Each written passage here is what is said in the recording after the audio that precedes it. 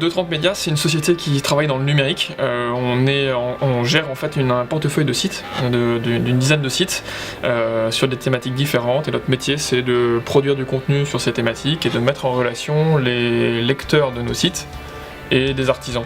La genèse du projet, c'est il y a 2 ans, avec mon associé, on avait tous les deux créé une société qui n'avait pas fonctionné par le passé, et ce qui nous a permis de rebondir sur 230 Médias.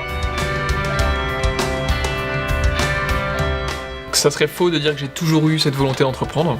En revanche, c'est venu assez tôt, progressivement, au fur et à mesure de mes expériences professionnelles. Je pense que c'est pareil pour mon associé, où on s'est rendu compte qu'on avait un besoin de liberté. Après 6-8 ans d'expérience dans des entreprises traditionnelles, on a pris la décision de créer le cadre dans lequel cette liberté pourrait s'exprimer. La première valeur qu'on crée, c'est pour nos salariés et pour nous-mêmes. On crée un environnement de travail qui nous correspond, qui est assez original et qui fait que tous les jours on est content de venir, et je crois qu'on peut dire que c'est le cas de nos employés également. On crée aussi de la valeur pour nos clients, donc les artisans qui cherchent eux-mêmes des prospects, des clients, de personnes qui sont autour de chez eux et autour de leur magasin, autour de leur entreprise, et qui cherchent à installer des poêles à bois, des chaudières, des piscines, ce genre de choses. Et enfin, on crée de la valeur, et surtout, je dirais, ça commence par là. Pour nos utilisateurs, on va synthétiser des informations, les rendre intelligibles, plus claires, leur donner confiance dans les solutions.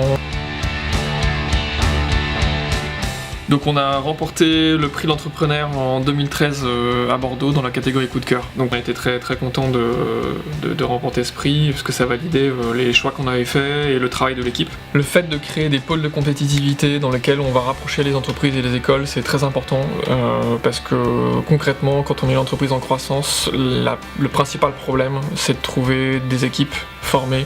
Après, ce qui est super dans ce projet-là des bassins à flot, c'est que c'est un lieu qui a un potentiel important, qui a une âme, qui a une identité, et dans laquelle on imagine bien pouvoir créer une émulation entre école et entreprise qui pourrait vraiment être très bénéfique. Une création d'entreprise, c'est une course de fond, c'est pas un sprint. Les conseils que j'aurais pour les futurs entrepreneurs, c'est ceux qui hésitent, qu'ils arrêtent d'hésiter et qu'ils y aillent. Donc faut pas hésiter à prendre son temps aussi au début. Et donc on souhaite recréer avec plusieurs autres entreprises cet environnement qu'on a eu. On réfléchit à plusieurs solutions. On peut aller au bassin à flot, on a plein de choix, et effectivement les bassins à flot en font partie.